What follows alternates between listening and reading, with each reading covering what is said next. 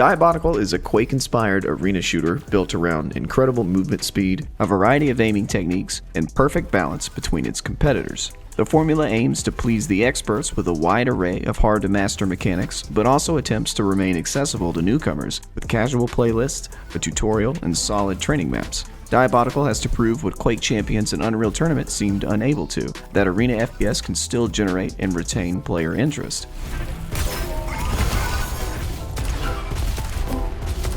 While I think the game has made a number of good decisions already, like a performance-first art style, an impressive variety of game modes, facilitating character customization without enabling cheese tactics, an incredible amount of HUD and control customizations, and a very respectable custom match creation tool, the question still remains, will it retain enough players to stay afloat? Despite being quite skeptical of its hero shooter flavor, I really wanted Quake Champions to do well. Coming off the back of a successfully refreshed Doom 2016, I had high hopes that id would similarly rejuvenate their AFPS niche and attract a dedicated audience. But what little interest was generated early on seemed to wane pretty quickly. There was some frustration around the integrity of the game, disappearing rockets, and the like. Essentially, most of the player base left. Since then, I've attempted to fill my AFPS-shaped hole with a handful of other titles, but each seem to suffer from a different systemic issue. Either from a lack of players, polish, or gameplay variety, I found a deal breaker in all of the nostalgia clones that I tried out.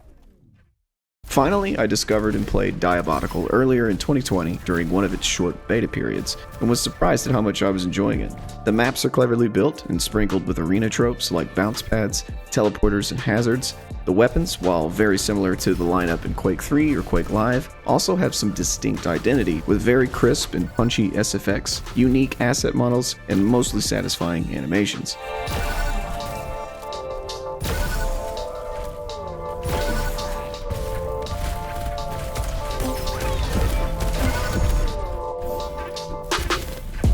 Diabotical also makes some very clever quality of life additions to the format, like allowing players to configure view options per weapon, providing a hearty collection of UI widgets that can be customized and positioned to your liking, and direct Twitch integration for streamers. So it seems like Diabotical wants to scratch that outlandish, ancient gamer itch forged by classic boomer shooters, but at the same time is ready to embrace new ideas and improve on the recipe a bit. The weapons you'll use the most will probably be the shaft, the point-and-click rifle, or the pincer, and the iconic rocket launcher. A basic strategy for using these three weapons is rocket for close range, shaft for medium range, and pincer for long range. The secondary weapon pool includes the blaster, the super shotgun, grenade launcher, and the crossbow, which is similar to the pincer, but with some slight projectile travel time and drop. And that just leaves the last two starting weapons, the machine gun and melee hammer thing. Damn it. Oh, he wants to fight. Alright. Because you typically don't reload in Arena FPS, Diabotical dedicates the R key to an adorable little grenade-like feature called Wii Balls. The game has about half a dozen of these, each with a different mechanic like affecting the physics of a small area, healing, or visibility obfuscation. They instantly deploy with a key press and activate upon hitting a surface or a player. Depending on the match type, the map will have 4 tiers of armor and health pickups scattered about for your stack management needs. Not to worry though, if tracking item respawns isn't your thing, both casual and ranked playlists have game modes that completely remove health and armor pickups from the strategy. The final wrinkle in this web comes in the form of 4 power-ups: Diabotical, or quad damage, Vindicator for triple damage, Siphonator, which provides healing for you and your teammates, and lastly Vanguard, which reduces damage by 50%. After playing the tutorial, for your first match you should probably try the basic free-for-all modes first, even more specifically Vanilla FFA. And don't get me wrong, Instagive is great fun, but if you're unfamiliar with the territory, it might be better to focus on getting some time in with the main weapons first. I like to warm up and just mess around with Instagive, so it's not a game mode you should ignore, but if you're new, the speed of this type of game combined with one-hit kills can be a little deflating to experience, especially for your first match. Eventually though, you'll likely want to move on to the team games. In the casual playlist, you have MacGuffin 4v4 and Wipeout 5v5. The former is a similar concept to capture the flag, but the flag in this case being a smoldering blue tennis ball called the MacGuffin. Why aren't they trying to grab our McMuffin? The goal is simply to transport the MacGuffin to your team's base and prevent the enemy team from taking it back to theirs. The second is an elimination game, where every death increases your respawn time, so pick your engagements wisely and stay close to support. Eventually, those increased timers will significantly delay your re-entrance to the match. Rounds are won when all players on a team are dead at the same time. The next step is a big one.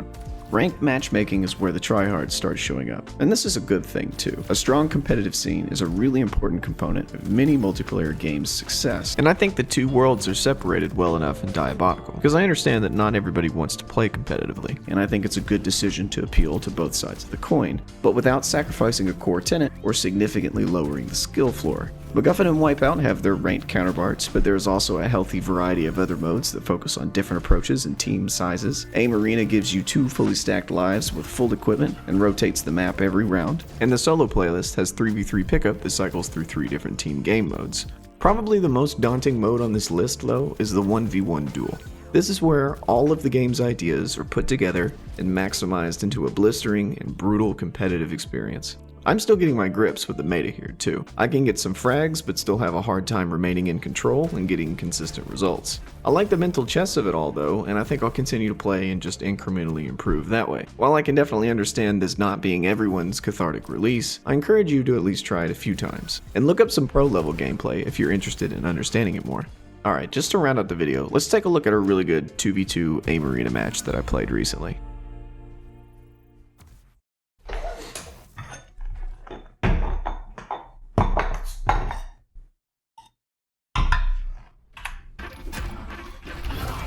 Why I pulled my shotgun out.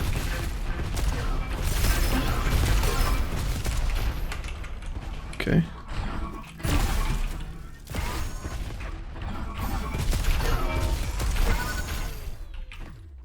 I am hurting for some health. I needed to hit that. Alright, it's not so bad. We just need to help our teammate out here.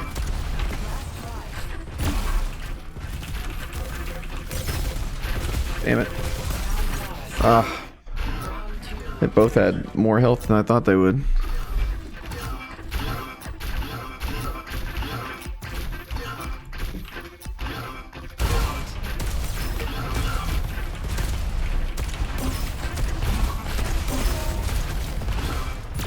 Ooh, I wanted that.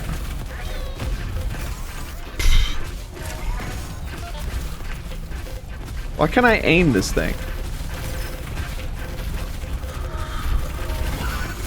Alright, there we go. Oh, except I still messed it up.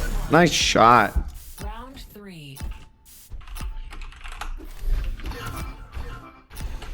Oh, almost jump out of bounds.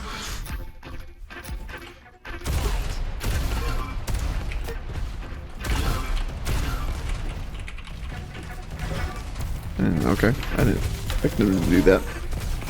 Aim!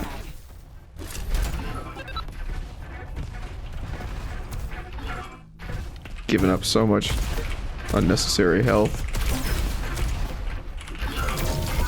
Whew. There it is. Oh, come here. Oh! I thought I hit that. God. Oh man, that's disappointing. Just a little low.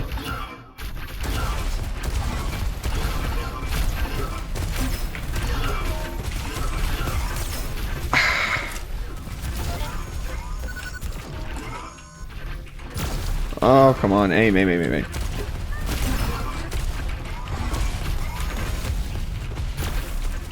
What do you... I didn't realize I got the pincer out.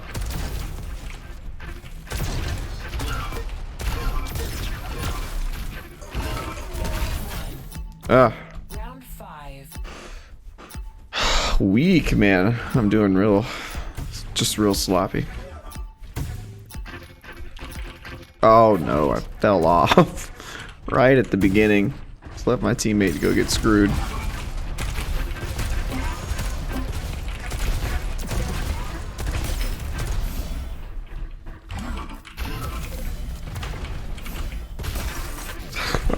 What am I doing?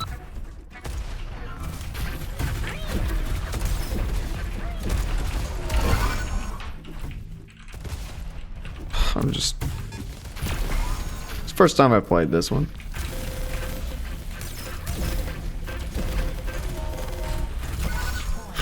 Round 1. Round 6.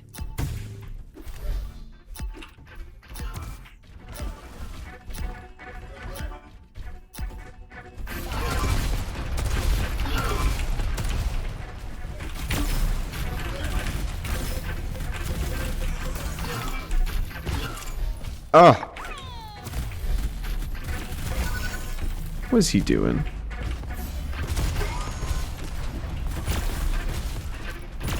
No! Oh no, throwing it away.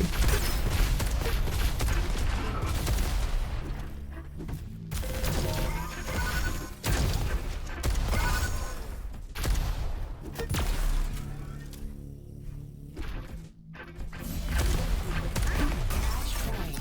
Round lost. Round 7.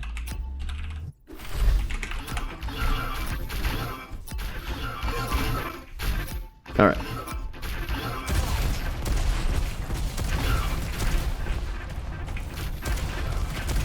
Ah, stop going where...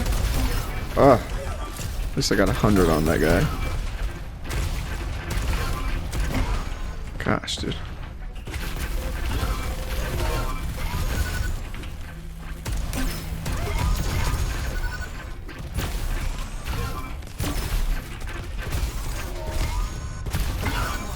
All right. Victory.